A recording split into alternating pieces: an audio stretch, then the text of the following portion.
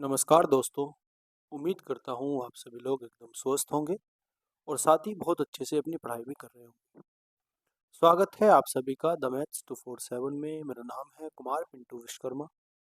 आज की इस वीडियो में हम लोग युद्ध अभ्यास की अपने प्रैक्टिस सेशन का प्रैक्टिस सेट नंबर 9 करने वाले हैं। प्रैक्टिस सेट नंबर ये 9 रहने वाला है हमारा। कल किसी कारणवश हमारी क्लास नहीं हो पाई थी और आज जो हमारी क्लास रहेगी वो दोस्तों प्रैक्टिस सेट नंबर 9 रहेगी। उससे पीछे की 2 क्लास में मैंने आपको कुछ क्वेश्चंस कम कराए थे।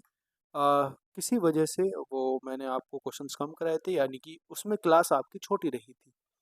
आज की इस क्लास को वही अपने जो एज यूजुअल हमारे 30 क्वेश्चंस होते हैं वो सारे 30 क्वेश्चन इस क्लास में आपके रहने वाले हैं। आपको बताना है इन 30 क्वेश्चन में से आपके कितने सही हो पाते हैं। कमेंट करके आपको ज़रूर बताना है कैसी आपको वीडियो लगती है, अगर आपको प्रैक्टिस करने में मज़ा आ रहा है। अगर क्वेश्चंस का लेवल आपको अच्छा लग रहा है तो आप वीडियो को लाइक, शेयर, कमेंट ज़रूर कर दिया करें। और अगर नए आए हो तो चैनल को भी सब्सक्राइब कर लिया करें। यहाँ पे आपको कंप्लीट यूपीएसआई 2025 के लिए मैथ्स की कंप्लीट प्रिपरेशन कराई जा रही है, जिसमें हमने अपने एक पीवाईक्यू सेशन भी कंप्लीट कर लिया है, जिसमें लगभग हमने 55 के आसपास क्लास कंप्लीट की थी, जिसमें हमने अपना पीवाईक्यू सेशन पूरे अच्छी तरीके से कंप्लीट कर लिया था। यानी जितने भी प्रीवियस ईयर क्वेश्चन हैं हमारे यूपीएसआई 2021, 2017 और जो भी यूपी पुलिस कांस्टेबल 2024 के क्वेश्चन आए हुए हैं, तो वो सारे क्वेश्चन मैंने आपको बहुत अच्छे तरीके से सोल्व करा दिए हैं। अब जो हमारे ये प्रैक्टिस सेट चल रहे हैं, मैंने पीछे आपको 38 मॉक टेस्ट भी सॉल्व कराए हैं। उन 38 मॉक टेस्ट में आपने बहुत अच्छा रेस्पॉन्स भी दिखाया है और आपके बहुत अच्छे तरीके से उसमें क्वेश्चंस भी लगे होंगे और आपने बहुत कुछ उसमें सीखा होगा। अब ये जो प्रैक्टिस सेट हमारा चल रहा है, इसमें हम कुछ अच्छे लेवल के क्वेश्चन को टच कर रहे हैं, जैसे आपके यूपीए एसआई के ही क्वेश्चन ले लो 2017 के, चाहे आपके सीजीएल के क्वेश्चन ले लो, मेंस के क्वेश्चन ले लो, सीएचएसएल, सीपीओ, एसएससी, जीडी तक के क्वेश्चन आपके इसमें रखे जा रहे हैं, जिसमें आपको बहुत ज़्यादा फायदा मिलने वाला है दोस्तों। और साथ में आपकी ये जो सीरीज चल रही है ये सबसे ज़्यादा इंपॉर्टेंट रहने वाली है आपके यूपीएसआई 2025 के लिए। आपके यूपी पुलिस कांस्टेबल की जो वैकेंसी आने वाली है उनके लिए बहुत ज़्यादा कारगर साबित होगी और मेनली आपके लिए जो एसएससी जीडी का एग्जाम है उसमें बहुत अच्छे तरीके से आपको इसमें हेल्प मिलने वाली है। तो चलिए शुरुआत करते हैं बिना किसी देरी के और अपने इस प्रैक्टिस सेट नंबर 9 को शुरुआत करते हैं और इसके पहले क्वेश्चन की ओर बढ़ते हैं। क्वेश्चन नंबर फर्स्ट आपका क्या है, इसको बहुत ध्यान से आपको करना है और पहले समझना है। क्वेश्चन नंबर फर्स्ट है आपके पास, एक नंबर क्वेश्चन है। पेट्रोल के मूल्य में 5% की वृद्धि हुई। वृद्धि से पहले पेट्रोल का मूल्य 82 रुपये प्रति लीटर था। एक आदमी प्रति माह 3045 किलोमीटर की यात्रा करता है और उसकी कार प्रति लीटर 15 किलोमीटर का माइलेज देती है। पेट्रोल के मूल्य में वृद्धि के कारण उस आदमी की यात्रा पर किए जाने वाले मासिक व्यय का खर्च आपको बताना है कितना होगा। उसमें आपको वृद्धि बतानी है कितनी होगी। तो आसान क्वेश्चन है। सबसे पहले आपको बहुत अच्छे तरीके से मैं आपको समझाऊंगा। आपको सबसे पहले ये ज्ञात कर लेना है दोस्तों की 3045 किलोमीटर की जो डिस्टेंस वो चलता है हर महीने, और 15 किलोमीटर प्रति लीटर के हिसाब से वो क्या करता है, अपनी जो भी अपना वाहन है वो चलाता है। तो आप सबसे पहले निकालेंगे कि उसको कितने लीटर पेट्रोल की जरूरत पड़ेगी। तो आपको इसको 15 से भाग दे देना है दोस्तों। और जब आप इसको 15 से भाग दोगे तो आपके पास जो निकल के आएगा वो निकल के आएगा 203 लीटर। यानी 203 लीटर पेट्रोल की आपको आवश्यकता है। अब अगर 203 पेट्रोल लीटर आपको पेट्रोल की आवश्यकता है दोस्तों हर महीने, माफी चाहूंगा, हर महीने आपको 203 लीटर पेट्रोल की आवश्यकता है। तो सीधी सी बात है, आपको हर महीने जो पैसा खर्च करना होता है पेट्रोल की कीमत पे वो 82 रुपये प्रति लीटर है। 82 रुपये प्रति लीटर और इसका मूल्य अब 5% बढ़ा दिया जाता है। तो अब आप मुझे बताएंगे कि 82 लीटर का अगर 5 रुपये प्रति लीटर आप मूल्य बढ़ा देते हैं तो 105/100 से आपको इसकी मल्टीप्लाई करनी पड़ेगी। और जब आप इसको सोल्व करोगे तो आपके पास जो निकल के आएगा वो निकल के आएगा 86.1, यानी 86.1 रुपये आपको अब पेट्रोल की कीमत मिलने वाली है। तो आप मुझे एक सीधी सी बात बता देंगे इसमें कि आपको कितने रुपए एक्स्ट्रा देने पड़े एक एक लीटर पेट्रोल पे। आप बोलोगे भैया 4.1 रुपये, और 4.1 रुपये आपको एक लीटर पेट्रोल पे एक्स्ट्रा देने पड़ेंगे। तो आप क्या मुझे बता सकते हो पूरे महीने की जो वृद्धि आपकी होगी वो कितनी होगी? आप बोलोगे भैया बहुत आसानी से बता सकते हैं। जब हमें पूरे महीने 203 लीटर पेट्रोल लगता है और एक लीटर पेट्रोल पे 4.1 रुपए की वृद्धि हो रही है। तो जब आप इसकी मल्टीप्लाई करोगे तो 4 दूनी 8 यानी कि आपके पास 832 समथिंग के आसपास आपका आंसर आएगा, यानी इतने रुपए की वृद्धि आपको हो जाएगी। बहुत अच्छे से आपने क्वेश्चन समझा। आपको इसमें दिया हुआ था कि एक व्यक्ति जो है हर महीने 3,045 किलोमीटर की यात्रा करता है और उसकी जो गाड़ी है वो 15 किलोमीटर प्रति लीटर के हिसाब से माइलेज देती है, और लीटर का जो 1 लीटर पेट्रोल का मूल्य है वो 82 रुपये है। आपको बताना है कि अगर 5% वृद्धि हो जाए उसके मूल्य में तो उसके कितने पैसे अधिक खर्च होंगे। तो हमने सीधी सी बात करी कि हमें कितने किलोमीटर चलना है, एक महीने में 3,045 किलोमीटर चलना है, और हमारी जो बाइक है वो 1 लीटर तेल में 15 किलोमीटर चलती है। तो हमारी जो बाइक है वो एक महीने में 203 लीटर पेट्रोल लेगी, और ये 203 लीटर पेट्रोल स्टार्टिंग में 82 रुपये प्रति लीटर था, और अब इसको 5% बढ़ाने के बाद 86.1 रुपये प्रति लीटर हो गया। तो हमारा जो पैसा बढ़ा वो 4.1 रुपये बढ़ा प्रति लीटर पे। तो हमने मल्टीप्लाई कर दी जितने लीटर की हमारी आवश्यकता थी, जो हमारा पैसा बढ़ा वो 832 रुपये बढ़ा। आपको बहुत अच्छे से ये क्वेश्चन समझ में आ गया। अगले क्वेश्चन की मैं बात करता हूँ दोस्तों। क्वेश्चन नंबर हमारे पास है 2। ध्यान से क्वेश्चन को समझेंगे और उसको करने की कोशिश करेंगे। रमन अपनी आय का 75% खर्च करता है। आप मुझे बताएंगे अगर उसकी आय 100 रुपये है, अगर उसकी आय 100 रुपये है और वो 75% अपनी आय का खर्च करता है, तो इसका मतलब क्या है दोस्तों कि अगर वो 75 रुपये खर्च कर देता है तो 25 रुपये क्या करता होगा, बचाता होगा। यही तो बात है। ये इनकम हो गई उसकी कंप्लीट, ये उसका एक्सपेंडिचर हो गया, और ये होगी उसकी सेविंग। ये बात आपको अच्छे से समझ में आ गई होगी। दूसरी बात आपको क्या दिया हुआ है, आपको बताया हुआ है कि यदि उसकी आय में 20% की वृद्धि कर दी जाए, उसके व्यय में 10% बढ़ा दिया जाए, तो आपको बताना है रमन की बचत में कितने प्रतिशत की वृद्धि होगी। अगर मैं इसकी आय को 10-20% बढ़ा देता हूँ दोस्तों, तो मेरे पास कितने रुपए इसकी आय हो जाएगी। अब हो जाएगी इसकी आय 120 रुपये। अगर 10% मैं किसको बढ़ा देता हूँ, इसकी 10% अगर मैं इसके खर्च को बढ़ा देता हूँ दोस्तों, तो आपको बताना है अगर मैं 10% इसको बढ़ाता हूँ, देखो ध्यान से समझेंगे। अगर 10% मैं इसको बढ़ाता हूँ तो कितना होगा, आप बोलोगे 25 या 75, 25 × 100, और ये हो जाएगा आपके पास 330/4। 4 से डिवाइड करेंगे, 4 × 8 = 32 हो जाएगा। बचेगा आपके पास कितना, आपके पास एक बचेगा, और 4 दूनी 8 और 4 पंजे 20 हो जाएगा, यानी कि 82.5 रुपये अब उसका खर्च हो जाएगा। ये बात आपको अच्छे से समझ में आ गई होगी। दूसरी बात जो आपको बतानी है दोस्तों, वो बतानी है क्या, इसके बचत में कितने रुपए की वृद्धि होगी या कितने प्रतिशत की वृद्धि होगी, ये हमें बताना है। तो आप ध्यान से समझेंगे। आप मुझे बताएंगे पहले इसको 100 रुपये में 75 रुपये खर्च कर रहा था, 25 बचा रहा था। अब 120 रुपये उसकी आय होगी तो कितने खर्च कर रहा है, 82.5 रुपये खर्च कर रहा है। तो बचा कितना रहा होगा, आप बोलोगे भैया 37.5 रुपये बचा रहा होगा। 37.5 रुपये क्या कर रहा होगा, ये बचा रहा होगा। इतनी बात आपको अच्छे से समझ में आ गई। तो आप मुझे बताएंगे इसकी बचत में कितने प्रतिशत की वृद्धि हुई। आप बोलोगे भैया इसकी बचत में जो वृद्धि हुई है वो 12.5 रुपये की वृद्धि हुई है। कितने की वृद्धि हुई है, 12.5 रुपये की वृद्धि हुई है। और किस पे हुई है, 25 पे हुई है, और मल्टीप्लाई 100%। तो आपके पास आंसर कितना आ जाएगा, आप बोलोगे भैया आपके पास जो आंसर आ जाएगा वो आ जाएगा, आपके पास आंसर आ जाएगा 50%। 50% आपके पास सही उत्तर आ जाएगा, यानी उसकी बचत में जो वृद्धि हुई है वो 50% की वृद्धि हुई है। अगले क्वेश्चन पे आते हैं और इसको करने की कोशिश करते हैं। आसान क्वेश्चन है, ध्यान से समझेंगे एक बार। आपको बोला गया है रवि ने रीटा को 1920 रुपए में एक लैपटॉप बेचा, और उसने विनय को एक 1280 रुपए में एक और समान लैपटॉप बेच दिया। लैपटॉप बैग बेचा। रीटा को लैपटॉप बैग बेचने पर अर्जित प्रतिशत लाभ विनय को लैपटॉप बैग बेचने पर अर्जित प्रतिशत हानि के बराबर है। ठीक है, हानि के क्या है, बराबर है। 25% का लाभ अर्जित करने के लिए आपको बताना है कि कितने रुपए का उसको बैग बेचना पड़ा। देखो ध्यान से समझेंगे। आप मुझे बताएंगे अगर वो 1920 रुपए में अपना बैग बेचता है, तो मैं मान लेता हूँ उसको X% का लाभ होता है। अगर X% का लाभ होगा तो ये इसका क्या हो जाएगा, क्रय मूल्य हो जाएगा। और वही लैपटॉप बैग ये दोस्तों अगर अगर ये वही लैपटॉप बैग विनय को बेचता है तो उसको 100 उसको क्या है, यह ध्यान से समझेंगे। कितने रुपए का लाभ होता है, आप बोलोगे रीटा को इतने रुपए बेचने पर, हाँ लाभ बराबर होता है ना। हाँ, लाभ और हानि बराबर होता है। देखो यहाँ पे जो लाभ हो जाएगा वो बराबर हो जाएगा। ये मैंने मान लिया एक्स, जो इसका मान लिया एक्स बराबर इसका हो जाएगा सीपी। ठीक है, ये हो जाएगा क्रय मूल्य। ये जो बिका हुआ बैग है 1920 रुपए में, इस पे लाभ हुआ तो मैंने इसमें से सीपी माइनस कर दिया तो लाभ आ जाएगा।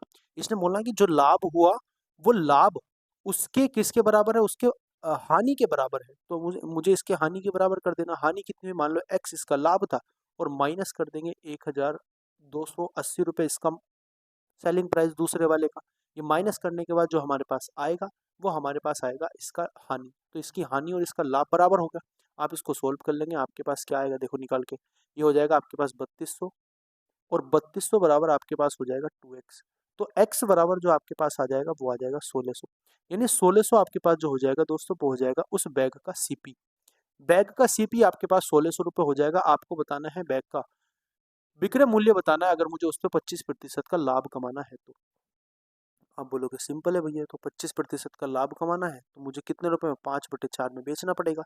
तो 5/4 में अगर बेचूंगा तो इसका मतलब क्या हो जाएगा, 2000 रुपये का वो लाभ बैग हमारा हो जाएगा।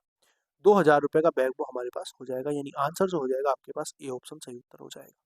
आपको समझ में आ गया। पहले हमने दोनों, इसने बोला ना कि दोनों का लाभ और दोनों की हानि क्या हो जाएगी, बराबर हो जाएगी। लाभ प्रतिशत और हानि प्रतिशत बराबर हो जाएगी। और प्रतिशत हमने इसलिए नहीं रखा क्योंकि अगर नीचे रखेंगे तो सीपी से ही डिवाइड होगा, और सीपी से डिवाइड होगा तो दोनों तरफ सीपी कट ही जाना है। तो इसलिए हमने क्या कर दिया, ये बराबर कर दिया। आगे चलते हैं। क्वेश्चन नंबर हमारे पास कौन सा है, 4। ध्यान से समझेंगे और इसको करने की कोशिश करेंगे। आप इसको करने की कोशिश करना और अच्छे से इसको करने की कोशिश करना। एक दुकानदार एक वस्तु पर खरीदारों के लिए निम्नलिखित छूट योजना ऑफर करता है। उसने बोला कि प्रत्येक 15% की 2 क्रमागत छूट है, या तो आप ये ले लीजिए, या 25% की छूट के बाद 5% की 2 क्रमागत छूट है, ये आप ये ले लीजिए, या 20% और 10% की 2 क्रमागत छूट है, या 30% की छूट है। तो आपको बताना है किस योजना में विक्रय मूल्य अधिकतम रहेगा। अगर विक्रय मूल्य अधिकतम है तो हमें ये बताना है कि किसमें छूट सबसे कम होगी। भाई विक्रय मूल्य अधिकतम तभी होगा ना जब सबसे कम छूट होगी। तो आपको यही ज्ञात करना है। देखो अगर 15% की 2 क्रमागत छूट की अगर मैं बात करता हूँ, तो आप मुझे बताएंगे 15% की छूट -15, -15 और माइनस माइनस प्लस हो जाएगा आपके पास 2.25। तो आप मुझे बताएंगे यहाँ पे कितनी छूट आ जाएगी आपके पास। ये आ जाएगी आपके पास 27.75%। ये आपके पास अच्छे तरीके से समझ में आ गया होगा।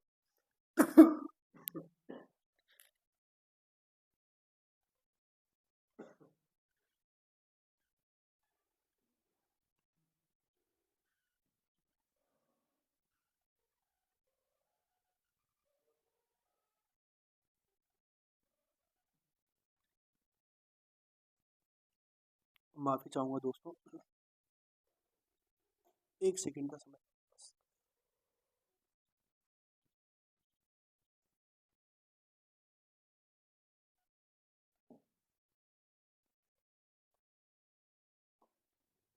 हाँ जी।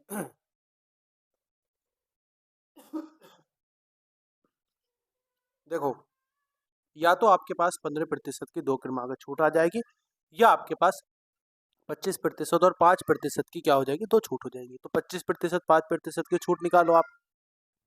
माइनस के 25 हो जाएगा और माइनस के 5 हो जाएगा, और प्लस कितना हो जाएगा, 25×5 125, यानी कि 1.25 इसमें ऐड हो जाएगा। आप बोलोगे आपके पास कितना आएगा, ये 50 में से आपको 1.25 माइनस करना है, तो कितना आ जाएगा आपके पास, कितनी आपके पास छूट आ जाएगी। आप बोलोगे भैया हमारे पास जो छूट आ जाएगी वो आ जाएगी 28.75% की। ये बात आपको अच्छे से समझ में आती होगी। 28.75% की आपके पास छूट आ जाएगी। ये बात आपको समझ में आ गई। आगे चलते हैं। अगर 10% और 20% की 2 छूट मेरे पास दी जाती है तो कितनी छूट हो जाएगी। आप बोलोगे माइनस के 20%, माइनस के 10% और माइनस माइनस प्लस हो जाएगा आपके पास 20, यानी कि 2। तो आपके पास यहाँ पे कितनी छूट हो जाएगी। आप बोलोगे यहाँ हो जाएगी भैया 28% की छूट हमारे पास हो जाएगी। यहाँ पे हो जाएगी 28.5% की छूट। ठीक है। दूसरी आपके पास जो छूट हो जाएगी वो हो जाएगी दोस्तों आपके पास कंप्लीट 30% की छूट। ये आपको बात अच्छे से समझ में आ गई। आपको 4 छूट दी गई है। अब आप मुझे ये बताएंगे कि इसमें कौन सा विक्रय मूल्य आपका सबसे अधिक होगा, ये आपको बताना है। आप बोलोगे भैया सबसे अधिक जो विक्रय मूल्य होगा वो होगा जिसमें सबसे कम प्रतिशत छूट होगी। तो सबसे कम प्रतिशत छूट किसमें, आपको ये मुझे बताना है। यहाँ पे आपको 27.7% की छूट है, यहाँ पे 28.7%, 5% की छूट है, यहाँ पे 28 की और यहाँ पे 30% की। तो आंसर कौन सा हो जाएगा? आंसर हो जाएगा आपका पहली योजना। यानी जो आपकी पहली योजना है उसमें आपको क्या मिलने वाला है? उसमें आपको कम से कम छूट मिलने वाली है, तो सबसे ज्यादा आपका क्या रहेगा? उसका विक्रय मूल्य रहने वाला है। आपको ये बात अच्छे से समझ में आ गई होगी। इसी पे बेस्ड आपका एक क्वेश्चन और रखा है मैंने, ये आप मुझे करके जरूर बताना। ये होमवर्क के तौर पे आपको बताना है कि ग्राहक को सर्वोच्चतम ऑफर कौन सा है। तो इसमें आपको बताना है कि जिसमें सबसे ज्यादा छूट होगी वे आपको बताना है, ठीक है? अच्छे तरीके से आप ये बताना।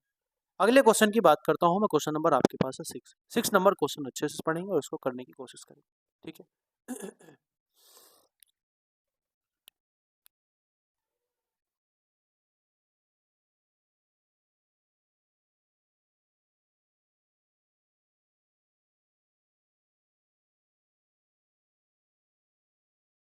हाँ जी, हम बात करते हैं क्वेश्चन नंबर 6।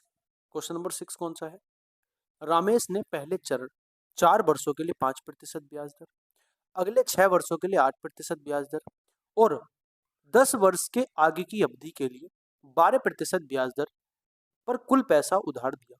यदि 12 वर्षों के अंत में उसके द्वारा भुगतान किया गया कुल जो ब्याज है वो है 9,016 रुपए। आपको बताना है उधार ली गई धनराशि कितनी थी। अच्छा क्वेश्चन है, आप इसको ध्यान से समझिए। देखो ध्यान से समझेंगे। आपको बोला गया है कि पहले 4 वर्षों के लिए, मैं मान लेता हूँ प्रिंसिपल अमाउंट है मेरे पास, और वो पहले 4 वर्षों के लिए जो उसने धनराशि निवेश की वो 4 वर्षों के लिए 5% ब्याज दर पे दी होगी। 5% ब्याज दर पे उसने दी होगी और कितने वर्षों के लिए? 4 वर्षों के लिए दी होगी, बटे 100 हो जाएगा। उसके बाद प्लस आपके पास जो अगले 6 वर्षों के लिए, यानी अगले 6 वर्षों के लिए वही प्रिंसिपल अमाउंट अगले 6 वर्षों के लिए 8% ब्याज दर पे दी गई होगी। उसके बाद ये कितने हो गए आपके? 10 साल हो गए। 10 साल की आगे की अवधि के लिए टोटल कितना है? 12 साल। तो आगे के 2 वर्ष बचे होंगे। आगे के 2 वर्ष के लिए उसने 12% ब्याज दर पर आपको 2 साल तक ब्याज दिया। तो आप मुझे बताएंगे जो टोटल ये आपका ब्याज हो जाएगा वो हो जाएगा 9,016 रुपए। आप इसको सोल्व करेंगे, आपके पास सही उत्तर आ जाएगा। देखो 100 इसका मैं कैल्शियम ले लूंगा सबका। 100 अगर सबका एल्शियम आ जाएगा तो आप इसको सोल्व करेंगे। देखो 5 चौक 20 से 20 पी हो जाएगा आपके पास, 20 पी प्लस 6 अट्ठे 48 48 पी आपके पास ये हो जाएगा, प्लस ये हो जाएगा 12 दूनी 24 पी यानी कि 24 पी आपके पास ये हो जाएगा। बराबर कितना है हमारे पास? बराबर हमारे पास ये। ठीक है, आप इसको अच्छे से सोल्व करेंगे, आपका आंसर आ जाएगा। देखो ध्यान से समझो, ये कितना हो जाएगा आपके पास? 20 और 20 40, 40 40 80, 80 और 12 92, यानी 92 पी आपके पास जो आ जाएगा, 92 अपॉन पी अपॉन 100 आपके पास जो आ जाएगा वो आ जाएगा कितना? 9,016 रुपये। ठीक है, आप इसको सोल्व करेंगे। देखो 92 से अगर मैं इसको डिवाइड करूंगा तो कितनी बार जाएगा? 92 से अगर मैं 9,016 को डिवाइड करता हूँ तो कितनी बार जाएगा? 92 का अगर हम 2 से मल्टीप्लाई करूँ 9 दूनी 18 होते हैं, और आपके पास जो आंसर निकल के बनेगा दोस्तों वो बनेगा आपके पास कितना? 98 बनेगा। यानी जब मैं 92 को डिवाइड करूंगा 9,016 को तो यहाँ आपके पास बचेगा 98, और 98 की 100 में मल्टीप्लाई कर दूंगा तो प्रिंसिपल अमाउंट आपके पास हो जाएगा 9800, यानी 9,800 आपके पास प्रिंसिपल अमाउंट आ जाएगा। 9,800, समझ में आ गई बात? 9,800 आपके पास प्रिंसिपल अमाउंट हो जाएगा। ए ऑप्शन आपका सही उत्तर हो जाएगा। आगे चलते हैं, अगले क्वेश्चन पे ध्यान से समझेंगे। क्वेश्चन नंबर हमारे पास है 7। राजेश ने 10,000 दो अलग अलग निवेश की योजना में, एक योजना में 8%, दूसरी योजना में 10% साधारण ब्याज की दर से निवेश किया। 2 वर्षों में अर्जित कुल लाभ उसको इतना हुआ। कुल जो उसको ब्याज आया वो 16,800 है। तो आपको बताना है कि पहली योजना में उसने कितना पैसा निवेश किया होगा। देखो आप मुझे बताना, ये 10,000 रुपए है। उसने पहली योजना में जो पैसा निवेश किया वो कितना निवेश किया? 8% ब्याज दर से। और अगर 8% 1 वर्ष की है तो 2%, 2 वर्ष की कितनी हो जाएगी? 16%। तो योजना ए में जो उसने निवेश किया होगा वो 1,600 रुपये उसको मिले होंगे ब्याज के तौर पे। इतनी बात आपको समझ में आ गई। दूसरी बात, योजना बी जो आपके पास है, योजना बी में उसको 10% ब्याज दर पर ईयर के हिसाब से है। तो 2 साल में कितनी हो जाएगी? 20%। तो 20% का मतलब हो जाएगा 2,000 रुपये का ब्याज। 2,000 रुपये का ब्याज उसको बी योजना में मिल जाएगा, और टोटल ब्याज उसको कितना मिल रहा है? 1,680 रुपये का ब्याज मिल रहा है। आप इसको क्या करोगे? आप इसका क्या लगा दोगे? एलिगेशन लगा दो कि आपके पास आंसर आ जाएगा। इसको माइनस करोगे कितना बचेगा? 80 बचेगा। इसको माइनस करोगे 320 बच जाएगा। तो 320/80 यानी कितना आ जाएगा 4/1। 4/1 आपके पास आ जाएगा, यानी पैसा जो उसका बटा, जो 10,000 रुपये उसके बटे, वो 4/1 के अनुपात में बटे। तो टोटल कितना हो जाएगा ये हमारे पास, टोटल हो जाएगा हमारे पास 5 यूनिट। और 5 यूनिट की जो वैल्यू आपके पास आ जाएगी वो कितनी आ जाएगी, वो आ जाएगी आपके पास 10,000। 5 यूनिट की वैल्यू आपके पास 10,000 आ जाएगी, तो 4 यूनिट की वैल्यू कितनी हो जाएगी, हमें 4 यूनिट के बारे में बताना है ए के द्वारा।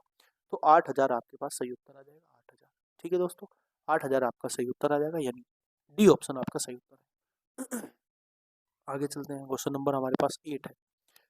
8 नंबर क्वेश्चन क्या है, 7500 की धनराशि 4 वर्ष में प्राप्त चक्रवृद्धि ब्याज ज्ञात कीजिए यदि प्रथम 2 वर्ष के लिए 20% का ब्याज दर, अगले 2 वर्ष के लिए 10% का ब्याज दर है, तो आपको ब्याज बताना कितना होगा। तो सिंपल है, हम आराम से कर देंगे इसको। 20% का मतलब होता है 1/5, 10% का मतलब होता है 1/10। तो यानी पहले वर्ष अगर मैं बात करता हूँ 5 से 10 कितनी हो रही है, 6 हो रही है। अगले वर्ष भी 5 से 6 हो रही है, उससे आगे के 2 वर्ष में 10 से 11 हो जाएगी, और इसमें 10 से 11 हो जाएगी। इतनी बात आपको अच्छे से समझ में आ गई होगी। आपको बताना ब्याज कितना हो जाएगा, 5 पंजे 25, और 25 की 100 से मल्टीप्लाई करूंगा तो ये आपके पास आ जाएगा 2500। ये बात आपको समझ में आ गई। आपको बताना है ब्याज, 6 6 36 और 11 11 121 होते हैं। 121 की मल्टीप्लाई 36 से करूंगा तो 36 ही कम 36 हो जाएगा, आपके पास कैरी हो जाएंगे 36 दूनी 72 और 3 हो जाएगा 75 का 5 हो जाएगा दोस्तों। और आपके पास 7 आ जाएगा, 36 ही कम 36 और 7 आपके पास हो जाएगा 43, 43। आप इसमें से माइनस करोगे तो 6 5 और 8 यानी कि 1856 आपके पास आ जाएगा। कितना, 1856 आपके पास आ जाएगा सीआई। आपको सीआई बताना है। 1856 आपके पास यूनिट आ गई सीआई की। आपको पता है कि 2500 यूनिट जो है ये किसके बराबर दी हुई है, ये 7500 के बराबर होती है, यानी इसके कितने का मल्टीपल है, 3 का मल्टीपल है। तो आप इसको भी 3 से मल्टीप्लाई कर देंगे, 3 से मल्टीप्लाई करेंगे तो 6 या 18 का 8 आएगा। 8 सब में ही आ रहा है तो कोई बात नहीं, आप इसको मल्टीप्लाई कर लेना। 6 या 18 का 8 हो जाएगा, और 3 पंजे 15, 15 और 1 हो जाएगा 16 का 6 हो जाएगा दोस्तों। और देखो यही आंसर है, बस बाद के 2 डिजिट चेक कर लो, यही आंसर है। तो ये भी नहीं हो सकता, ये भी नहीं हो सकता, ये भी नहीं हो सकता। तो आंसर कितना हो जाएगा, आंसर हो जाएगा 5568 आपके पास सही उत्तर हो जाएगा। ये आपके पास आ जाएगा सीआई। ठीक है दोस्तों, आपको बात अच्छे से समझ में आ गई होगी, क्वेश्चन आपको अच्छे से समझ में आ गया होगा। आगे चलते हैं हम। ये हमारे पास अमाउंट होता है, ये हमारे पास प्रिंसिपल, सॉरी ये हमारे पास प्रिंसिपल अमाउंट होता है, और ये हमारे पास अमाउंट होता है। ये आपको अच्छे से बात पता होगी, प्रिंसिपल अमाउंट और अमाउंट। हम रेशियो निकाल देते हैं। ये पहले साल का है, ये दूसरे साल का है, ये तीसरे साल का है, और ये हमारा चौथे साल का है। चलो आगे चलते हैं। क्वेश्चन नंबर हमारे पास कौन सा है, क्वेश्चन नंबर हमारे पास है 9। आपको बताना है क्वेश्चन 9, अनिल और कुमुद का मासिक वेतन जो है 19:16 के अनुपात में है। यदि अनिल और कुमुद के वेतन के क्रम से 2,000 रुपये और 10,000 रुपये की वृद्धि कर दी जाती है तो वेतन का अनुपात 8:7 हो जाता है। आपको बताना है, आपको क्या बताना है, कुमुद का वेतन, वर्तमान वेतन क्या होगा। आप बता सकते हो, आसानी से आप बता सकते हो। क्या करोगे आप इसमें, आप इसमें सिंपल सा करोगे कि 19x है इसका, इसका 17x है, इसमें मैं 2,000 ऐड कर रहा हूँ, और इसमें ऐड कर रहा हूँ दोस्तों कितना, 1,000। तब जाके ये मेरे पास जो अनुपात बन जाता है वो 7:8 बन जाता है। यहाँ से आप x की वैल्यू निकाल लेंगे, आपका आंसर आ जाएगा। आगे चलते हैं, क्वेश्चन नंबर हमारे पास कौन सा है, 10। 10 नंबर क्वेश्चन ध्यान से पढ़ेंगे और उसको करने की कोशिश करेंगे। वर्तमान में ए की आयु बी की आयु की 3 गुनी है, 3 गुना है। सी, ये कोमा है दोस्तों, कोई नहीं है। सी बी से 5 वर्ष बड़ा है। देखो आपको बताया है वर्तमान में ए की आयु बी की आयु की 3 गुनी है। अगर मैं ए और बी की आयु की बात करता हूँ, ए और बी की, मैं मान लेता हूँ बी की आयु x है और ए की आयु क्या है, बी की आयु की 3 गुनी, तो ये हो जाएगी 3x। ये बात आपको समझ में आ गई। आपको बोला गया है कि सी बी से 5 वर्ष बड़ा है, तो अगर मैं सी की बात करता हूँ इधर, तो सी कितना हो जाएगा, x प्लस के 5 हो जाएगा। ये बात आपको समझ में आ गई। आपको बोला गया है अगर तीनों की आयु का योग 75 है तो आपकी तीनों की आयु ऐड कर दीजिए। 3 और 1 4 और 1 5 हो जाएगा, यानी 5x प्लस के 5 बराबर कितना हो जाएगा, 75। तो x की वैल्यू यहाँ से कितनी आ जाएगी, आप बोलोगे 14 आ जाएगी। 14 पंजे 70 हो जाएगा। अगर x की वैल्यू आपकी कितनी आ गई, x की वैल्यू आपकी 14 आ गई, तो 5 वर्ष पहले b की आयु का अब से 3 वर्ष बाद ए की आयु के अनुपात का मतलब बताना कितना होगा। तो अब से 3 वर्ष बाद ए की आयु कितनी हो जाएगी, पहले तो आप मुझे ये बताएंगे। 7 14 या 42, 42 और 3 वर्ष बाद कितना हो जाएगा 45, यानी 42 प्लस के 3 हो जाएगा कितना 45 हो जाएगा अब से 3 वर्ष बाद। और आपसे पूछा गया 5 वर्ष पहले बी की आयु, तो 5 वर्ष पहले बी की आयु कितनी होगी, बी की आयु है कितनी 14, और 14 में से 5 माइनस कर देंगे कितना आ जाएगा, आप बोलोगे 9 आ जाएगा, 9, तो 9 आ जाएगा। अब इनका अनुपात हमें बताना है क्या हो जाएगा, इनका जो अनुपात हो जाएगा वो हो जाएगा 9 अनुपात 45 का मतलब हो जाएगा 1 अनुपात 5, 1 अनुपात 5 आंसर आ जाएगा, 1 अनुपात 5। कितना ऑप्शन हो जाएगा, डी ऑप्शन आपका सही उत्तर हो जाएगा। आगे चलते हैं, क्वेश्चन नंबर हमारे पास है 11, 11 नंबर है, ध्यान से समझना और आप आराम से इसको कर भी सकते हैं। किसी व्यवसाय में ए एक कामकाजी साझेदार है और बी एक स्लीपिंग साझेदार है। ए ने 30,000 रुपए का निवेश किया, बी ने 50,000 रुपए का निवेश किया। ए को व्यवसाय के प्रबंधक के लिए लाभ का 20% प्राप्त होता है और शेष को उसी पूंजी के अनुपात में बांट दिया जाता है जितने अनुपात में उन्होंने पूंजी बांटी। तो 10,000 रुपए के लाभ में बी का हिस्सा आपको बताना क्या होगा। देखो आप मुझे बताएंगे पहले निवेश का अनुपात कितना है, ए अनुपात बी का जो निवेश का अनुपात है वो है 3,000, ये आपके पास 30 के हो जाएगा, ये आपके पास 30 के हो जाएगा, यानी कि 30 डायरेक्ट लिख देता हूँ 3 अनुपात 4, 3 अनुपात 5, कोई दिक्कत वाली बात नहीं है। अगर मैं इसको डायरेक्ट कर देता हूँ 3 अनुपात 5, इनकी क्या है निवेश का अनुपात है, क्योंकि एक साल की बात है, समय दोनों का सेम है, जितने समय तक ए ने निवेश किया उतने ही समय तक बी ने निवेश किया। तो समय अगर सेम है तो मतलब जो अनुपात आ जाएगा लाभ का अनुपात, तो वो निवेश के अनुपात के बराबर हो जाएगा। आपको बोला गया है कि 10,000 रुपए का लाभ है, उस 10,000 रुपए के लाभ में आपको 20% जो हिस्सा है वो ए को प्रबंधक के तौर पे दिया जाता है। तो अगर 10,000 रुपए के लाभ में ए को अगर 20% हिस्सा दे दिया जाता है, तो आप मुझे बताएंगे ये ए के पास चला गया, ये 20% ए के पास चला गया, ए के पास, तो ए के पास कितना चला गया, आप बोलोगे भैया इसके पास 2,000 चला गया। तो इसमें से बचा हुआ कितना होगा बताओ, रिमेनिंग कितना होगा, रिमेनिंग रिमेनिंग प्रॉफिट कितना होगा, रिमेनिंग प्रॉफिट होगा 8,000। यही 8,000 रुपया हमें किस हिसाब से बांटना है, यही 8,000 रुपया हमें 3 अनुपात 5 के अनुपात से बांटना है। तो आप मुझे बताएंगे 3 अनुपात 5 का मतलब कितना होता है 8 यूनिट, और इस 8 यूनिट की जो वैल्यू हमें दी हुई है वो कितनी है, वो है 8,000। आप मुझे बताएंगे कि बी का अनुपात कितना होगा, बी का प्रॉफिट कितना होगा 5 यूनिट होगा, और 5 यूनिट का जो मान होगा वो होगा हमारे पास 5,000, 5 यूनिट का मान होगा हमारे पास 5,000, यानी आंसर जो आपके पास आ जाएगा वो आ जाएगा आपके पास 5,000, यानी बी ऑप्शन आपके पास सही उत्तर हो जाएगा। इतनी बात आपको अच्छे से समझ में आ गई। अगले क्वेश्चन पे चलते हैं, क्वेश्चन नंबर हमारे पास है 12, 12 नंबर क्वेश्चन है, ध्यान से समझने करने की कोशिश करेंगे। 12 नंबर क्वेश्चन है, आप इसको ध्यान से एक बार समझें। आपको बोला गया है दोस्तों, आपको बोला गया है क्या, आपको बोला गया है, आपको बोला गया है कि 126 रुपए प्रति किलोग्राम और 135 रुपए प्रति किलोग्राम मूल्य वाले चावल को एक तीसरी किस्म के चावल के साथ 1:1:2 के अनुपात में मिलाया जाता है। यदि मिश्रण का मूल्य 153 रुपए प्रति किलोग्राम है तो आपको तीसरी किस्म के चावल का अनुपात आपको बताना क्या होगा। अच्छा क्वेश्चन है, आप इसको डबल एलिगेशन से भी कर सकते हो और आप इसको सिंपल तरीके से भी कर सकते हैं। मैं आपको सिंपल तरीके से बताता हूँ कैसे करेंगे।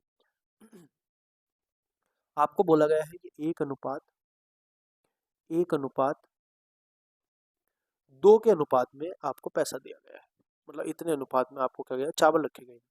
पहला जो चावल है आपका वो कितने रुपए किलो है, आप बोलोगे भैया 126 रुपए किलो है। दूसरा चावल आपका 135 रुपए किलो है। तीसरा चावल आपको बताना है कितने रुपए किलो, और टोटल को कितने रुपए किलो के हिसाब से बेचा गया है, टोटल को 153 रुपए प्रति किलोग्राम के हिसाब से बेचा गया। तो आपको यहाँ पे एवरेज लगा देना है, सिंपल सा तरीका है, बस आपको एवरेज लगा के क्वेश्चन का आंसर निकाल लेना है। टोटल अगर मैं बात करता हूँ तो 153 को 4 किलो चावल होंगे, 1 2 और 2 4 किलो चावल बेचे गए होंगे, और बराबर ये आए कैसे होंगे, 1 किलो चावल 126 रुपए का होगा, 1 किलो चावल 135 रुपए का होगा, और 2 किलो चावल होंगे दोस्तों कितने x रुपए किलो के हिसाब से। अब इसकी मल्टीप्लाई करोगे आपके पास आंसर आ जाएगा, 4 या 12 का 2 हो जाएगा, 4 पंजे 20 और 1 कितना हो जाएगा 21 का 1 हो जाएगा, 4 ही कम 4 और 2 6, कितना हो गया 612 हो गया, और माइनस कर देंगे इसमें से कितना 1, और 3 और 2 5 और 1 6 हो जाएगा, और ये हो जाएगा 2, और बराबर आपके पास आ जाएगा 2x। यहाँ पे जब आप वैल्यू निकालोगे तो कितने निकल के आएंगे, यहाँ पे बचेगा 1, 10 में जाएंगे 5 बचेगा और यहाँ पे बचेगा आपके पास 3, यानी कि 2x बराबर आपके पास आ गया 351। अगर 2x बराबर आपके पास 351 आ गया, यहाँ पे आप x की वैल्यू निकाल सकते हो, कितनी आ जाएगी? आप बोलोगे भैया आपके पास वैल्यू वैल्यू कितनी आ जाएगी, बताओ कितनी आ जाएगी? 17 दूनी 34, यानी कि 175.5 आपके पास इसकी किस्म की वैल्यू आ जाएगी। ये जो चावल है ना, एक्स जो चावल है हमारे पास तीसरी किस्म का चावल, उसका आंसर आपके पास आ जाएगा ये, ठीक है, उसका आंसर आ जाएगा आपके पास, ठीक है, ऑप्शन हो जाएगा आपका सी ऑप्शन। आगे चलते हैं, क्वेश्चन नंबर हमारे पास कौन सा है? क्वेश्चन नंबर हमारे पास है कौन सा? क्वेश्चन नंबर है हमारे पास 13। देखो ये क्वेश्चन बहुत अच्छे लेवल का और अच्छे लेवल के एग्जाम में भी आते हैं, हो सकता है कि आपके यूपीएसआई के एग्जाम में देखने को मिले। दूध के एक पीपे से, जिसमें 64 लीटर क्या है, जिसमें 64 लीटर है, मतलब जो मिक्स है वो 64 लीटर, 8 लीटर निकाला जाता है, और एक दूध का पीपा है जिसमें 64 लीटर दूध है, उसमें से 8 लीटर दूध निकाला जाता है और फिर पीपे को पानी से भर दिया जाता है। यदि यदि यदि यही प्रक्रिया दूसरी बार दोहराई जाए, तीसरी बार दोहराई जाए, तो परिणाम मिश्रण में दूध और पानी का अनुपात कितना होगा? देखो बहुत अच्छे तरीके से क्वेश्चन है। आपको एक क्वेश्चन को दो तरीके में बताऊंगा करने की कैसे। देखो 64 में से आप कितना पानी निकाल रहे हो, 64 में से आप कितना पानी, 8 लीटर पानी निकाल लो, तो कितना निकाल लो हिस्सा, 1 बटे कितना निकाल लो, 1/8 माइनस कर रहे हैं, ठीक है, बात आके समझ में। आप मुझे बताओ, अगर 8 लीटर आपके पास टोटल मिश्रण है, ये आपके पास मिक्सर आ जाएगा। अगर आपके पास मिक्सर 8 लीटर है तो आपने 1 लीटर निकाल लिया, आपके पास 7 लीटर बचा। उसके बाद आप इसको 3 बार दोहरा रहे हो, फिर 8 लीटर है आपके पास, फिर आपने कितना माइनस कर दिया, फिर आपने 7 - 1 माइनस कर दिया, 7 बचा। फिर आपके पास 8 लीटर है, आपने 1 माइनस कर दिया, 7 आपके पास बचा। टोटल आपके पास कितना होगा, 8 अट्ठे 64 अट्ठे कितने होते हैं, 64 अट्ठे होते हैं दोस्तों, 512, ठीक है। अब आपके पास ये कितना आ जाएगा, आपके पास आ जाएगा 343। आप मुझे बताएंगे, देखो आप मुझे बताएंगे, ये मिश्रण बाद में बचा, ये मिश्रण आपके पास कितना बचा, स्टार्टिंग में था, ये दूध स्टार्टिंग में था, ये दूध आपके पास लास्ट में बचा। आप मुझे यहाँ से बताएंगे कि कितना कितना आपके पास पानी मिलाया गया। देखो आप मुझे बताओ, ये पहले मिश्रण हमारा क्या था, ये पहले मिल्क था हमारा, अब मिल्क हो गया हमारे पास ये। तो इसका मतलब क्या है, जितना मिल्क आपने निकाला होगा उतना पानी मिलाया होगा, तो आप इसमें से माइनस कर देंगे, कितना बचेगा बोलो, 9 बचेगा। देखो, और 10 में से 4 6 बचेगा, और ये कितना बचेगा आपके पास, एक, यानी 169 आपके पास बच जाएगा। 169 आपके पास क्या बच जाएगा, 169 आपके पास पानी बच जाएगा। और आपको बताना है कि मिश्रण दूध और पानी का अनुपात, तो मिश्रण में दूध और पानी का अनुपात क्या हो जाएगा, दूध कितना बचा हमारे पास, दूध बचा हमारे पास 343। भाई मिश्रण यही तो बचा, रिमेनिंग जो बचा बाद में, और हमारे पास पानी कितना हमने मिला दिया इसमें, 169 मिला दिया पानी, तो आपके पास ये अनुपात आपके पास सही उत्तर हो जाएगा।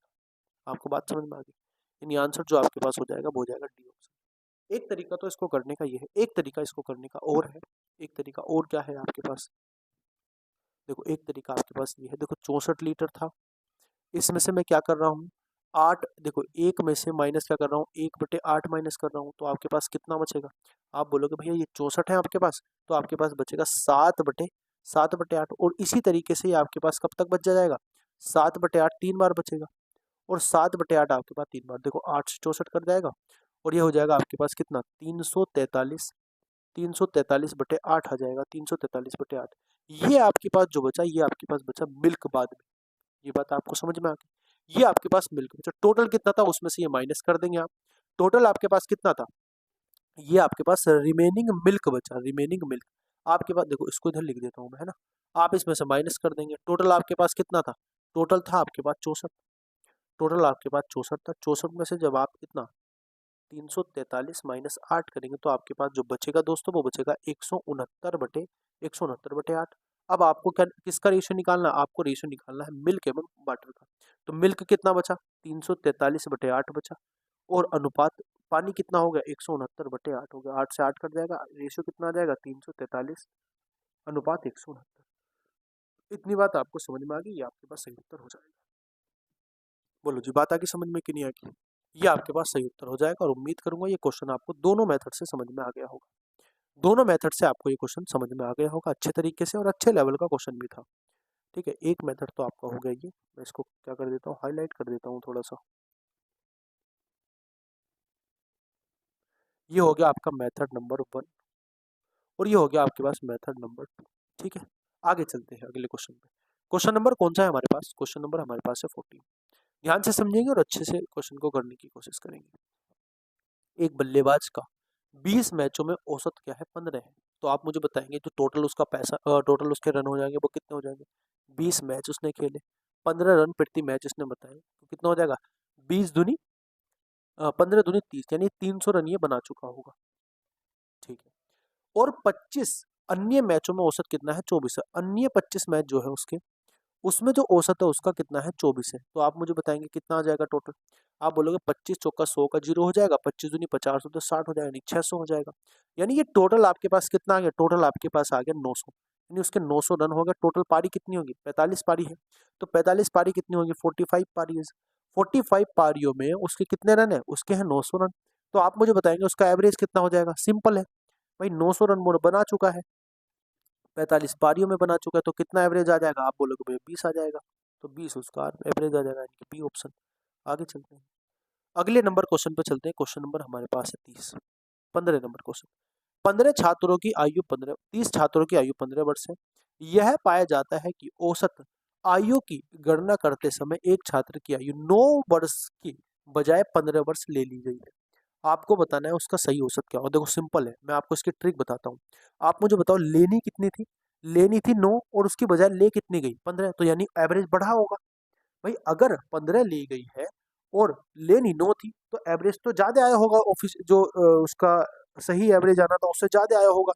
तो यानी कि 15 जो होगा उससे कम आंसर आएगा। तो 15 से कम आंसर आ सकता, ये तो आंसर नहीं हो सकता, ये भी आंसर नहीं हो सकता। अब आप चेक कर लेंगे दो ऑप्शन में, देखो कितने बढ़ा है। आप मुझे बताएंगे जो बढ़ा जो है वो 6 बढ़ा है, यानी कि 6 किलोग्राम 6 वर्ष आयु इसने ज्यादा ले ली। अब ये 6 की 6 वर्ष आयु किस में डिस्ट्रीब्यूट हुई होंगी दोस्तों? ये 6 की 6 वर्ष आयु जो डिस्ट्रीब्यूट हुई होगी ये 30 छात्रों में हुई होगी। भाई ये 6 वर्ष प्लस जो होंगे वो 30 के 30 छात्रों में प्लस हुए होंगे। तो आप उसको 6 को डिवाइड कर देंगे जितने छात्रों में डिवाइड हुआ होगा, तो कितना आएगा आपके पास? 0.2 आएगा। अब 0.2 ज्यादा है, ऑफिशियल जो है मतलब जो ओरिजिनल था उससे 0.2 ज्यादा है, तो यानी आंसर जो आएगा वो इससे कम आएगा 0.2, और 0.2 कम आएगा तो आंसर क्या हो जाएगा? 14.8 हो जाएगा। इतनी बात आपको समझ में आ गई?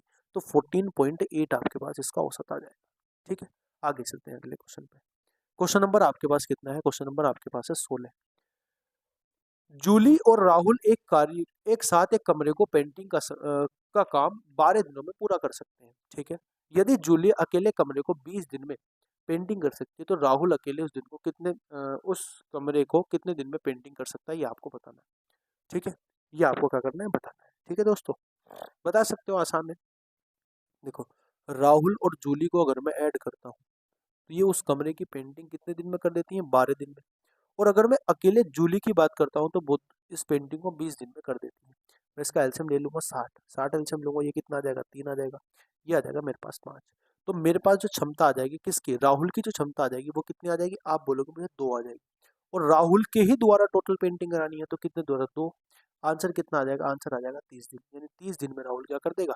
कंप्लीट पेंटिंग उस कमरे की कर देगा। आगे चलते हैं, क्वेश्चन नंबर इजी है, थोड़े थोड़े क्वेश्चन आज इजी है। ये करा क्वेश्चन आप करके बताएंगे मुझे। टैंक जीडी का क्वेश्चन है और बहुत अच्छा क्वेश्चन भी है, आप इसको करके बताएंगे, कमेंट सेक्शन में इसका आंसर बताएंगे कितना होगा। क्वेश्चन क्या है आपका 18 नंबर। एक छात्र 5 सही 1/2 किलोमीटर की गति से स्कूल जाता है और 4 किलोमीटर प्रति घंटा की गति से वापस आता है। यदि वह पूरी यात्रा में 4 सही 3/4 किलोमीटर घंटे लेता है तो छात्र द्वारा तय की गई दूरी बताने कितनी हो। अच्छा क्वेश्चन है, आप इसको ध्यान से समझिए। अगर मैं इसकी औसत दूरी, औसत चाल की बात करता हूँ तो कितनी हो जाएगी? औसत चाल हो जाएगी, देखो जा रहा है और वापस आ रहा है, तो औसत चाल कितनी हो जाएगी? हो जाएगी 5.5, 5.2, 5.5, 5.5 होता है, 5.5 हो जाएगी। ये तो उसकी चाल कितनी हो जाएगी? 5.5। इसमें फॉर्मूला लगा देंगे ना, 2s1 into S2 upon S1 plus S2, ये फॉर्मूला लगा देंगे, हमारी इसकी औसत चाल निकल जाएगी। तो औसत चाल हमें निकालनी है, S1 2s1 into S to हो जाएगा। 2s1 इंटू एस टू कितना है? S2 है 4, बटे कितना हो जाएगा आपके पास? S1 plus S2, S1 plus S2 की जगह 9.5 हो जाएगा, 9.5। और आपको ये कितनी आ जाएगी? औसत चाल आ जाएगी। तो औसत चाल कितनी आ जाएगी? देखो ये हो जाएगा आपके पास कितना, इसको मैं हटा दूंगा यहाँ से, ये हो जाएगा, तो ये हो जाएगा आपके पास 4 दूनी 8, और ये 55 गुणा कितना हो जाएगा 8 बटे आपके पास कितना हो जाएगा 95 आ जाएगा। आप इसको डिवाइड करेंगे 5 से आ जाएगा 11, ये 5 से डिवाइड करूंगा 19 आ जाएगा। 11 अट्ठे 88 हो जाएगा। 88 बटे 9 आपके पास क्या आ जाएगी, इसकी औसत चाल आ जाएगी, स्पीड ये आ जाएगी स्पीड। हमें क्या निकालनी है, हमें डिस्टेंस निकालनी है। तो डिस्टेंस क्या हो जाएगी, देखो स्पीड कितनी है, स्पीड है आपके पास 88/19 और समय कितना हो जाएगा, समय आपके पास कितना है 4.5, 4 से ही 3/4 घंटे, 4 चौक 16 और 3 19, 19 बटे कितना 19/4 घंटे।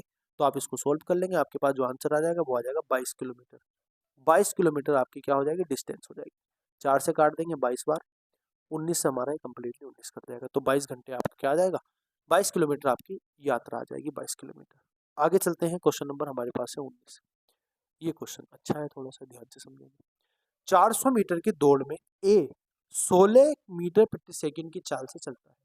यदि ए बी को 15 मीटर की शुरुआत देता है और फिर भी 10 सेकंड से हरा देता है, तो बी की चाल बतानी कितनी है।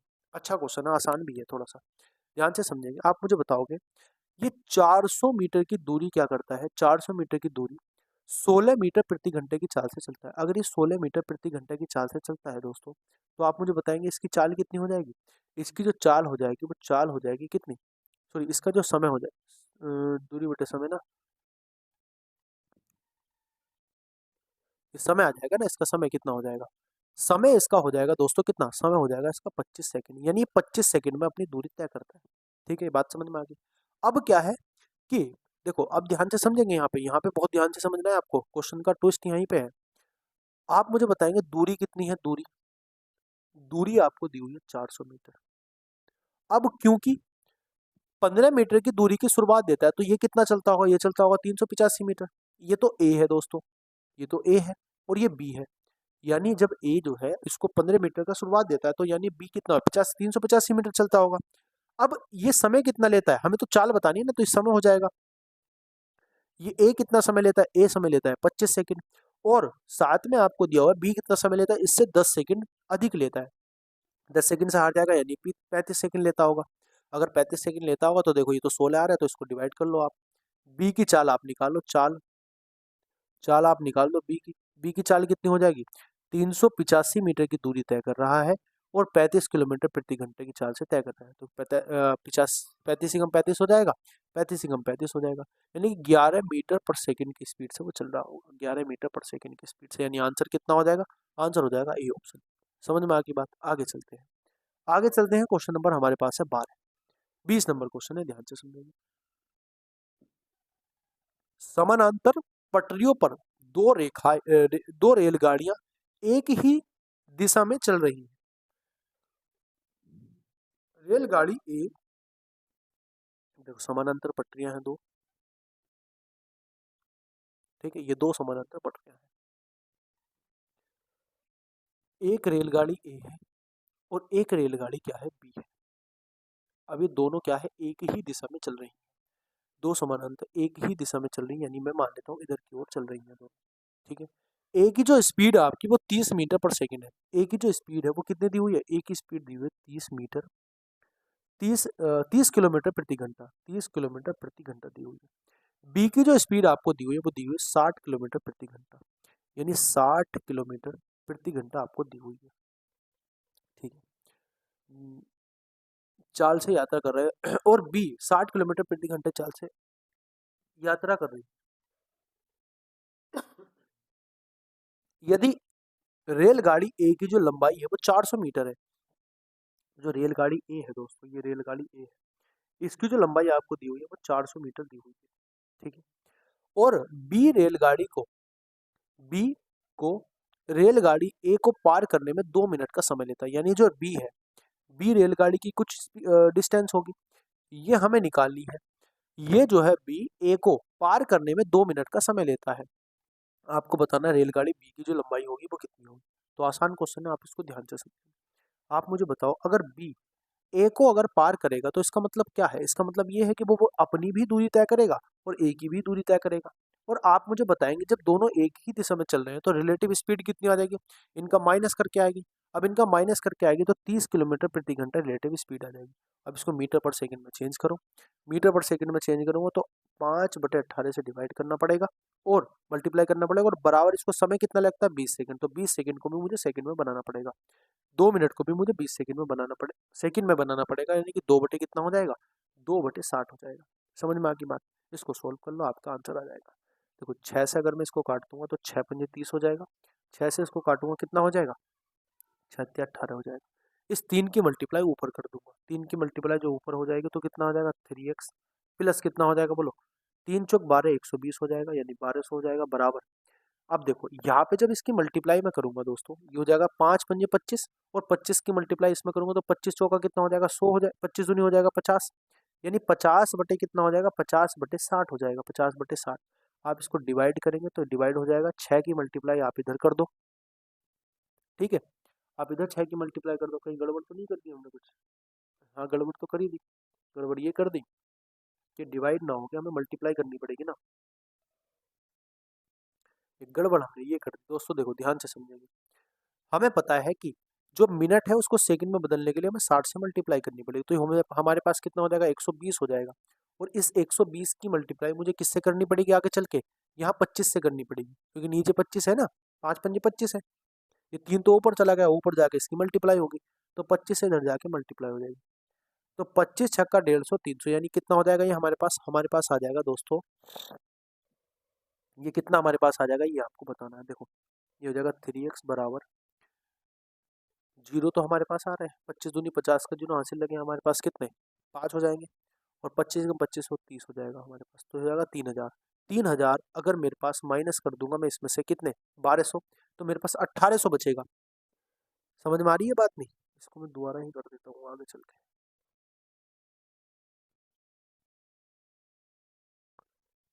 आगे लिख देता हूँ ना, आपको दिक्कत ना पड़े बस, इसको मैं यहाँ लिख देता हूँ यहाँ पे।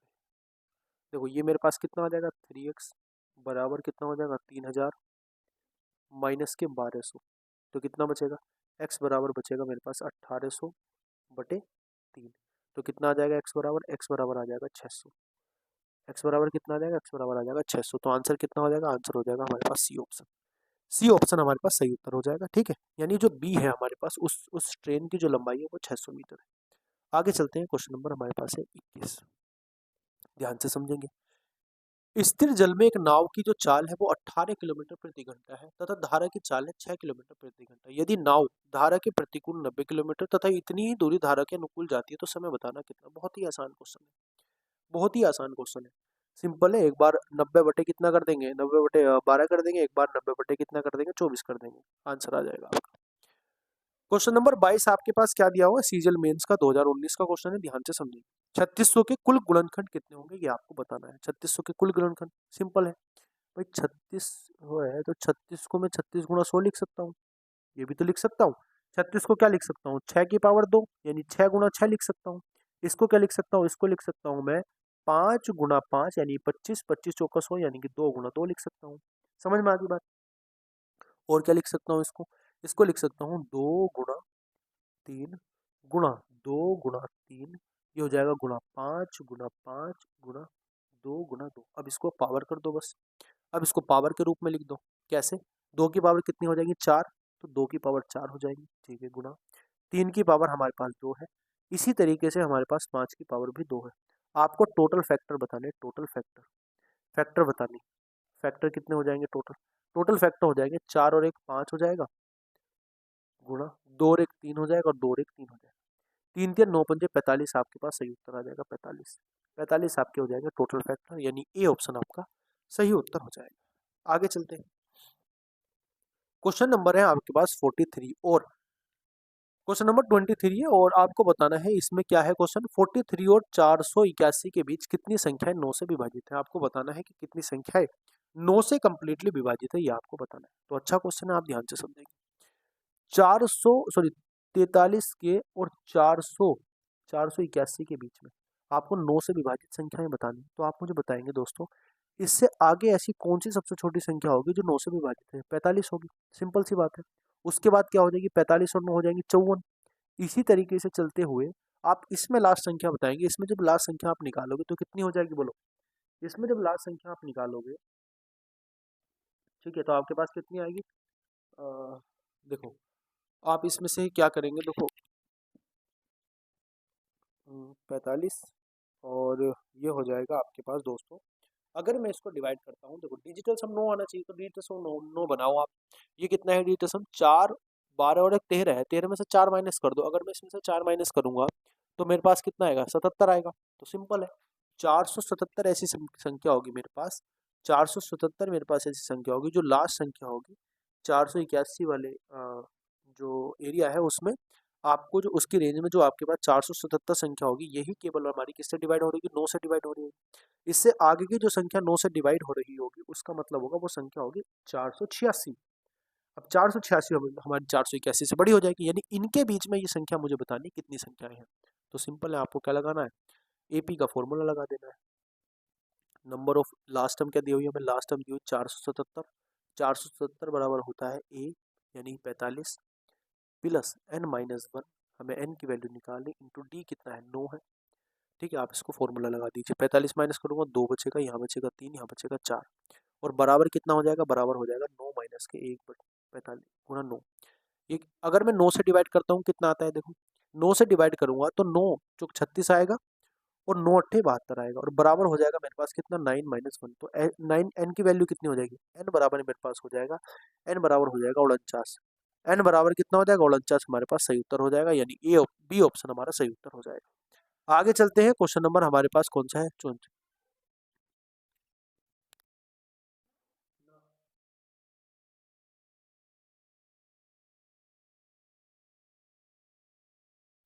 हाँ जी, क्वेश्चन नंबर 24 हमारे पास क्या है? दो संख्याओं का महत्तम समावर्तक 21 है, उनका लघुत्तम समावर्तक महत्तम समावर्तक के 221 गुना है।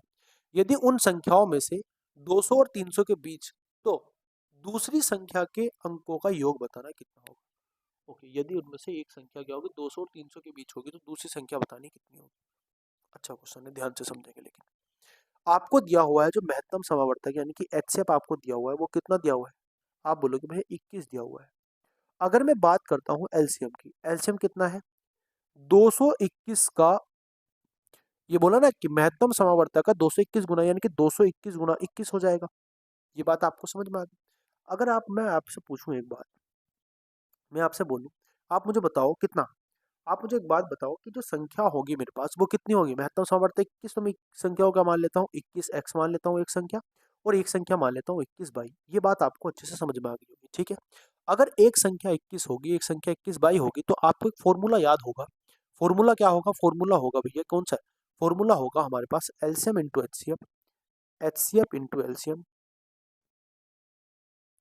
एचसीएफ इंटू एलसीएम बराबर ए इंटू बी, यानी कि पहली संख्या और दूसरी संख्या हो जाएगी क्या? मल्टीपल एलसीएम बराबर हो जाएगा आपके पास ए इंटू बी। तो आप संख्या रख दीजिए, इसमें वैल्यू रख दीजिए। वैल्यू रखोगे आपके पास आंसर बन जाएगा। एचसीएफ कितना दिया हुआ है? 21 गुणा एलसीएम कितना दिया हुआ है मेरे पास? एक 221 गुणा 21, क्योंकि बराबर कितना हो जाएगा? 21 एक्स गुणा, ये हो जाएगा आपके पास 21 बाई।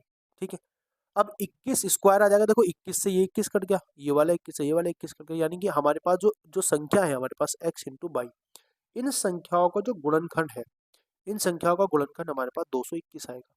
अब 221 अगर उन संख्याओं का गुणनखंड आएगा तो संख्या हो जाएगी आपके पास, एक हो जाएगी 13, एक हो जाएगी 17, क्योंकि 13 गुणा 17 ही हमारे पास 221 आता है। ये मल्टीपल आपको याद होना चाहिए, 13 गुणा 17 आपके पास आता है। तो आप मुझे बताएंगे, अगर पहली संख्या आप मुझे बताएंगे इसमें कौन सी दूसरी संख्या का योग बताना। अगर पहली संख्या आपकी क्या होगी? पहली संख्या 200 और 230 के बीच में होगी, तो दूसरी संख्या का योग बताना कितना होगा? तो सिंपल है, देखो हमने क्या माना? दूसरी संख्या मान लीजिए 21 बाई, तो इसकी मल्टीप्लाई कर देंगे, इसकी मल्टीप्लाई कर देंगे यहाँ पे 17 गुणा 21, 17 कम 17 का 7 हो जाएगा, 17 दूनी 34, 34 और एक हो जाएगा 35, ये आ जाएगी। क्योंकि ये तो इससे ऊपर होगी, तो आपको इससे छोटी वाली संख्या चाहिए, ये वाली संख्या चाहिए, तो हो जाएगा 13 गुणा कितना हो जाएगा? 21। अब हाँ, क्योंकि हमें तो उससे दूसरी संख्या चाहिए ना, एक संख्या तो हमारी इसके बीच में आएगी, जो ये वाली संख्या होगी। 23 कम 13 ही कम 13 हो जाएगा, 13 दूनी 26, और एक हो जाएगा आपके पास 27, यानी ये जो आपके पास आ जाएगी, ये आपके पास आ जाएगी संख्या जो इसके बीच में है। हमें तो दूसरी वाली संख्याओं के अंकों का योग बताना है ना इसका, तो इसके अंकों का योग कितना हो जाएगा? 10 और 5 15 हो जाएगा, 15। तो 15 आपके पास सही उत्तर हो जाएगा, यानी डी ऑप्शन आपका सही उत्तर हो जाएगा। आगे आपको बात समझ में, आगे चलते हैं। क्वेश्चन नंबर हमारे पास है 25। 25 नंबर क्वेश्चन है और इसमें आपको बहुत अच्छे तरीके से क्वेश्चन समझना है। यदि ए बी 2a+2b+c बराबर 0 है तो आपको 4a² + 4b² + 4c² माइनस के 5c² माइनस 8ab आपको बताना क्या होगा। आपको सिंपल तरीके से इसमें क्या करना है, आपको a बराबर और b बराबर आपको रखना है 1 और आपको c बराबर रखना है -4। ये आपको वैल्यू पुटिंग का क्वेश्चन है, आपको इसमें वैल्यू पुट करनी है, आपका आंसर आ जाएगा।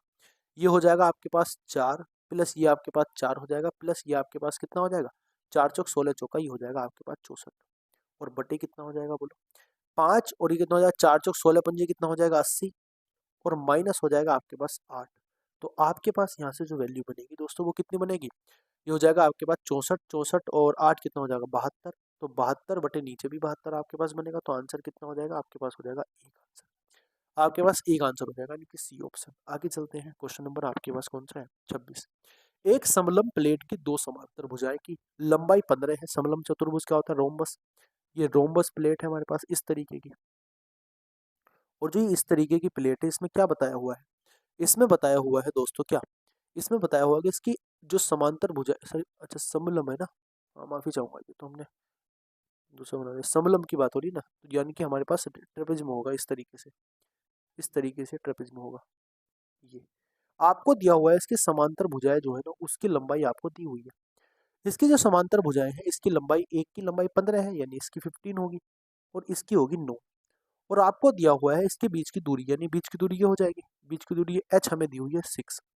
आपको बताना है कि 3 रुपए प्रति वर्ग सेंटीमीटर की दर से कॉपर प्लेटिंग की जाती है, तो प्लेट की ऊपरी भाग पर कॉपर प्लेटिंग कितने रुपए में हो जाएगी, ये आपको बतानी है। तो सिंपल है, आपको इसका क्षेत्रफल बता देना। इसका क्षेत्रफल क्या होता है, इसका क्षेत्रफल होता है 1/2 इंटू a प्लस बी यानी कि 15 प्लस के 9, यानी कि इसकी जो समांतर भुजा है उसका योग गुणा हो जाएगा 6। तो आंसर कितना हो जाएगा, हो जाएगा 24, 24 या 72। तो 72 आपके पास इसका हो जाएगा क्षेत्रफल। ये आ गया आपके पास इसका क्षेत्रफल। आपको क्योंकि 3 रुपए प्रति उसके देना है तो 2 गुणा 3 हो जाएगा, 72 गुणा 3 हो जाएगा, 72 कितने होते हैं 216। 216 आपका सही उत्तर हो जाएगा, 216 रुपए, 216 रुपए आपका सही उत्तर हो जाएगा। ठीक है, 3 दूनी 6 और 3 सत्ते 21 यानी 216 आपके पास सही उत्तर हो। उस वर्ग का क्षेत्रफल ज्ञात कीजिए जिसका एक विकर्ण 4.8 हो। वर्ग के विकर्ण की वैल्यू आप मुझे बताएंगे क्या होती है, आपको सभी लोगों को पता होगा। √2a आपके पास जो होता है वो होता है विकर्ण। किसका विकर्ण होता है, ये होता है आपके पास वर्ग का विकर्ण। और इस विकर्ण की वैल्यू कितनी दी हुई है, 2a बराबर आपको दी हुई है कितनी, 4.8।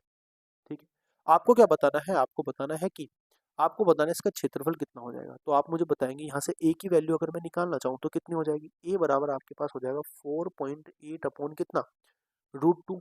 और क्योंकि क्षेत्रफल कितना होता है, अगर मैं क्षेत्रफल की बात करता हूँ तो क्षेत्रफल होता है a², और a² का मतलब हो जाएगा 4.8 अपॉन √2 मल्टीप्लाई 4.8 अपॉन √2। कितना हो जाएगा, आप बोलोगे 4.8 इंटू 4.8 अपॉन हो जाएगा 2। इसको आप डिवाइड करोगे आपके पास आंसर आ जाएगा कितना, 11.52। ठीक है, 11.5, ये 2 बार कट जाएगा आपके पास, 2.8 बार, 2.84 बार आपका कट जाएगा, तो मल्टीप्लाई करोगे तो 11.52 आएगा। आगे चलते हैं, क्वेश्चन नंबर हमारे पास है 28 नंबर क्वेश्चन है, ध्यान से समझिए। इंजीनियरिंग शब्द के अक्षरों को कितने व्यवस्थित की जा सकती है, कितनी व्यवस्था की जा सकती है, सिंपल है।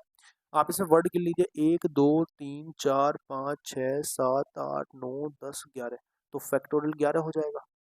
लेकिन इसमें जितने रिपीट हो रहे हैं उसको डिवाइड करो।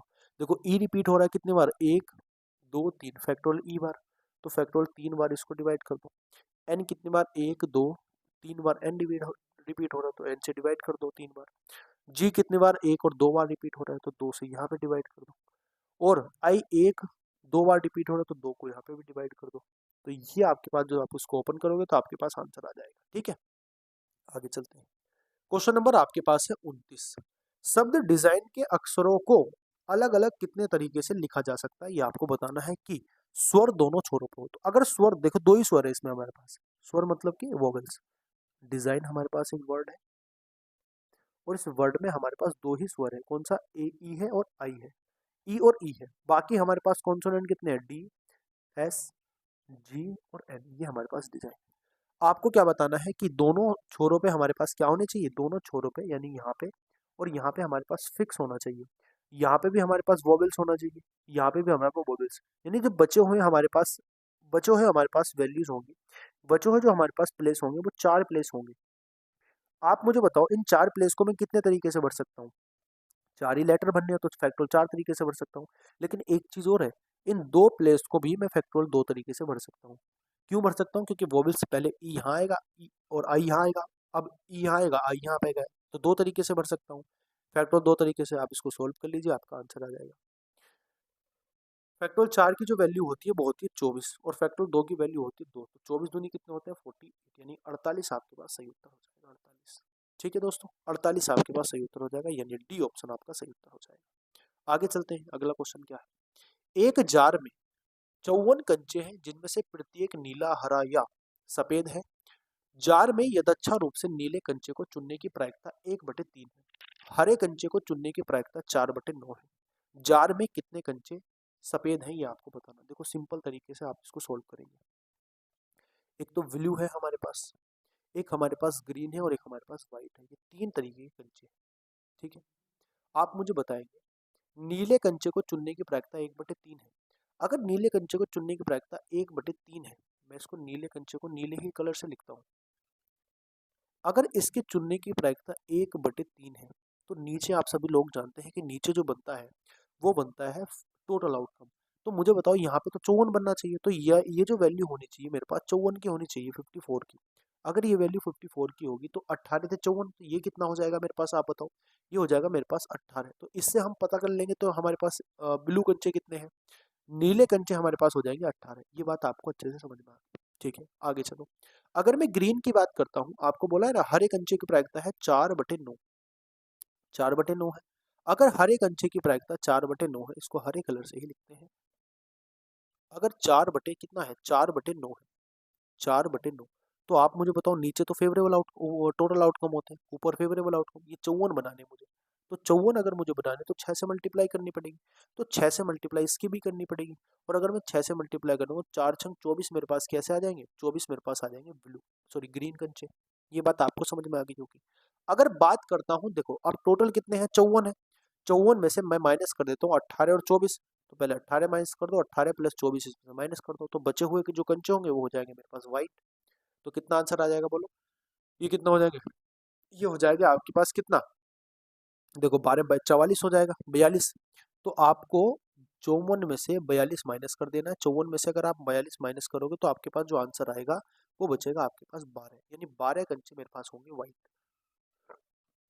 12 कंचे क्या होंगे हमारे पास, व्हाइट होंगे, यानी सी ऑप्शन आपका सही उत्तर हो जाएगा। यहाँ पे आपके पास 12 कंचे हो जाएंगे। ठीक है, ठीक है दोस्तों, ये आपके 30 क्वेश्चन रहे। ये आपकी प्रैक्टिस सेट नंबर 9 रहा। आपको कैसा लगा आपको कमेंट करके जरूर बताना है। 30 क्वेश्चन में से आपके कितने क्वेश्चन सही हुए हैं ये भी आपको जरूर कमेंट करके बताना है।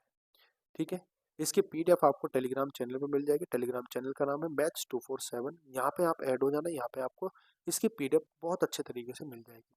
बाकी पीडीएफ भी आपको यहाँ पे मिलती रहती है, जैसे आपके जो इंपॉर्टेंट नोट्स होते हैं वो भी आप यहाँ से